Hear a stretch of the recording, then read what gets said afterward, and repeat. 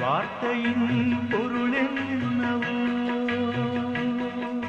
நானே உயிர் தரும் மூச்சு என்ற வார்த்தையின் பொருள் என்னவோ?